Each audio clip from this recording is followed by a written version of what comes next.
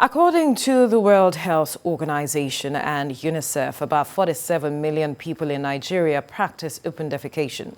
In October 2019, Nigeria became the #1 open defecation nation globally, overtaking India. The menace of open defecation costs Nigeria over $3 billion annually.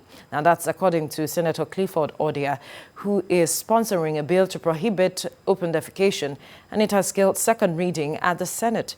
The bill also seeks to establish the Clean Nigeria Agency, which will seek to enforce the penalties and sanctions prescribed by this bill. Well, joining me via Skype from Nasarawa is Kana Ahmad Abubakar, Fellow, Nigeria Association of Hydrogeologists and current Director, Hydrogeology and Hydrology, Nasarawa State Government. Thank you for joining us on TVC Breakfast. Thank you for having me.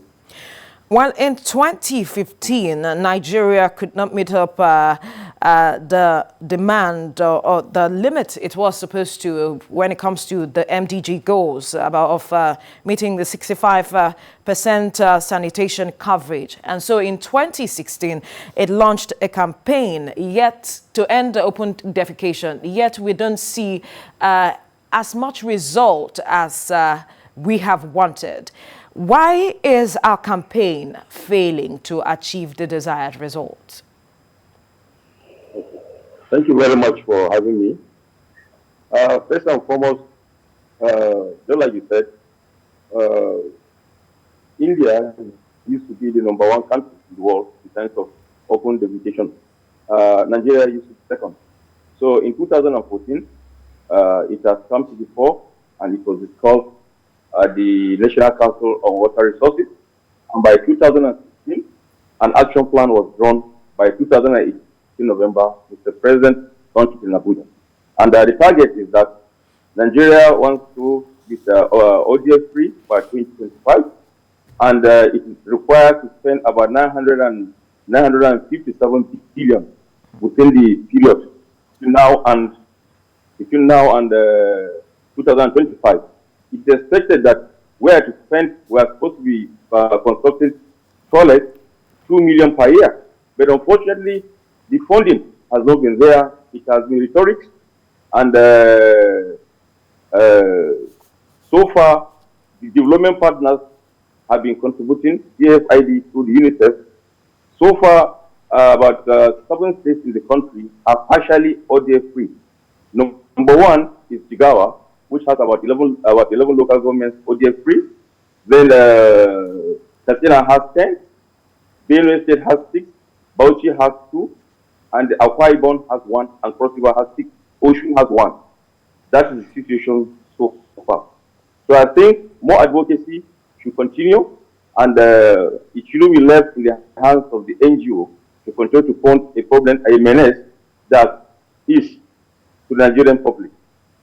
Now, you mentioned financing, and the government is supposed to contribute 25% of that amount, according to reports, while households are meant to contribute 75% of that amount. Yes. Now, with the current economic realities, do you think that we can meet up with this commitment and the situation of even households at this time, looking at how the pandemic dealt with the number of jobs that we have seen? It's a very pathetic situation. Just like you rightly said, where the issue of 25% from household is one of the models. But government on its own part, through development partners like DFID through UNICEF, what they do is they fund 50% and the government funds 50% for the hardware. That is to say, provision of VIP latrines and borehole, that's in terms of water and sanitation in the state. While when it comes to training, they handle that 100%. But with the issue of pandemic, with the issue of austerity measure, it's a Herculean task for us to be able to achieve that within this period.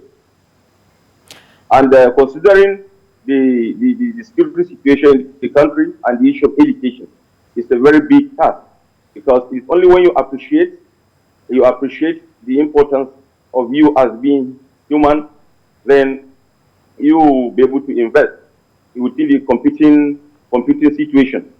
Now, most Nigerians are living below poverty line. Since we are living below poverty line, you are talking about school fees, you are talking about healthcare, and other requirements. So where will you get the financing, the 25% to fund your toilet needs? Right. So another issue, you mentioned India and also Bangladesh have been able to, make some efforts towards ending open defecation in their countries. And one of the things that was a key driver to them achieving that result is said to be a behavioral mindset change, especially when it comes to cultural norms and all of that. We see that some persons have these toilets but refuse to use them. They choose to defecate openly. How much are we doing in terms of advocacy? How would you rate what we are doing to address that? Well, in terms of that, just like the issue of the culture, India and Nigeria are two different countries.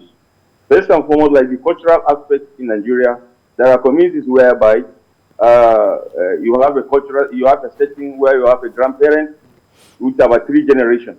And the culture is that it's a taboo for a father-in-law to go into the same toilet with his daughter-in-law.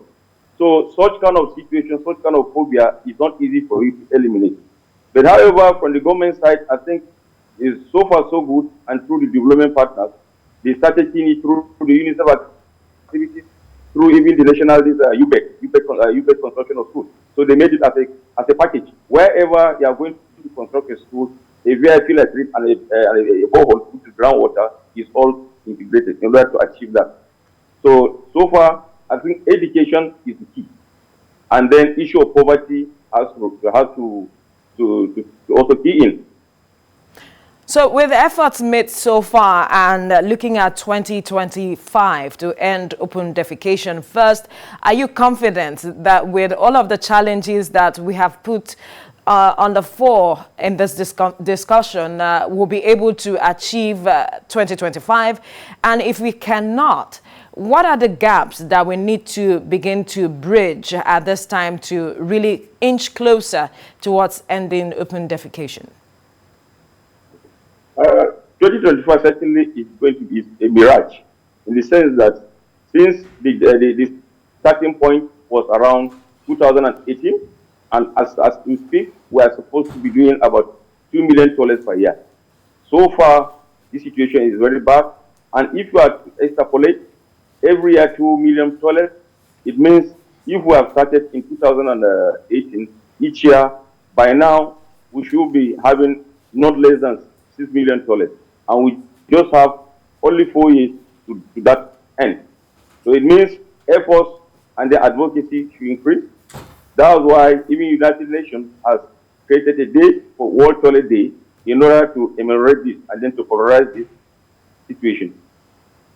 So how far do you see this bill that the Senate is coming up with? How much impact do you think it will have?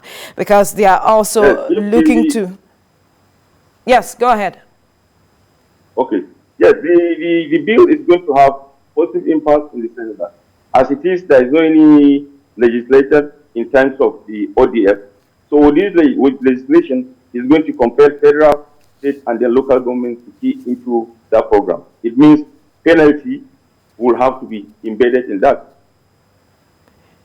But you know that one challenge that a lot of Nigerians always have is the aspect of implementation, which is a challenge for a lot of persons because the bill is saying that they will be coming up to ensure that this is enforced and coming up with the Nigeria agency that will enforce penalties and sanctions that are prescribed by the bill. Do you think that we have that political will to ensure this, to see this through and perhaps bring us closer to our desired result? Yes, the political will is there, and the advantage is that it's coming at the right time, because if you look at the ODF aspect, the impact, the negative impact of ODF. Number one, the aspect of health. But the current one that will actually discourage people or encourage people to have their own toilet is the issue of the societal aspect. There's a new trend now. Now, in those days, when some people stay in the rural area and they go on the open defecation, there's no much repercussion. But today, first and foremost, the issue of the girl child, the issue of potential rape, somebody to go out, your daughter to go out, not having toilet, the chance of having rape is very high. Secondly, the issue of kidnapping. Then number 3, issue of reptiles. And then number 4, the issue of ritualists. So this is in the 4 now. So that area alone will be able to scare people. And if you look at, it's either you spend money to do the lighting, or you pay 25%, the government pays 25%, you now put in your 75%, or you end up paying, you lose your child through ritualism, or being raped, or being kidnapped. The money that you didn't use for the construction of VIP lighting, you are going to pay for ransom to be able to recover your child. So now that we are looking in this direction, some have said that perhaps we should be looking in the direction of bio-toilets, that perhaps that might also be a solution to the challenge that we have. Is it bio-toilet? Yes. Okay, yes. Yes, there is a model for toilet ecosystem financing. So it means that's the issue of biogas, which means you must have to have people that will invest in that area. It is only when it is being invested. But the question now is the major towns we have in Nigeria, which is Abuja and Lagos. How has been the urban sewerage system? Because for you to invest in such areas, you must have pilot. And how has been the pilot? Even Abuja, I'm not too sure the efficacy, the performance of the Abuja operating system. So I think that particular model, possibly it has been used in some developing countries to, at a micro level, to be able to produce a biogas for electricity, etc., etc. Now, by way of educating people, perhaps we need to talk about the health implications of open defecation. We'd like for you to touch on that. The health implication is that now, thank God, we had MDGs. During the MDGs, among the goals, the water, sanitation, and hygiene is embedded in that. And if in the MDGs, Nigeria couldn't meet the goals. However, with the Sustainable Development Goals, SDGs, which water, sanitation, and hygiene, which ADS is embedded in that, is the goal 6. So we have multiple funding. Then, in terms of the health aspect, which in most cases, wherever you have open defecation, you have health challenges like the cholera, the diarrhea, typhoid fever, and then trachoma. So there are multiple funding opportunities to be able to reduce that. Now, if we do not, if we are rather unable to achieve this goal of ending open defecation at 2025, or even inch closer towards ending it, what are the likely scenarios that will play out? Because as it stands, it has been reported that we are losing $3 billion annually already. $3 billion? I'm saying that what are the likely scenarios that you see playing out if we are unable to meet up with the 2025 goal, or inch closer to at least come up in terms of ending open defecation? If we cannot end it in 2025, we should at least make some progress. If we are not making such progress with the challenges that, the myriad of challenges that we have itemized, what are the likely scenarios that will play out? Because we are already losing $3 billion annually as it stands. Yeah. So what we can do, just like I mentioned, the issue of the MDGs, Nigeria couldn't meet the MDGs. Countries like Rwanda were able to meet all the MDG goals. So what we can only do is to strategize, to go back to the drawing board, look at the #1, the gold medalist in terms of ODS in the world, which is India, and they are able to move to the next level. We'll undergo, we'll have to go there and study how they are able to achieve that. especially that India is almost about 5 times or 6 times in terms of population more than Nigeria.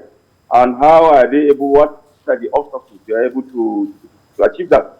So what we will do is we have to decide. That is not the end of the world.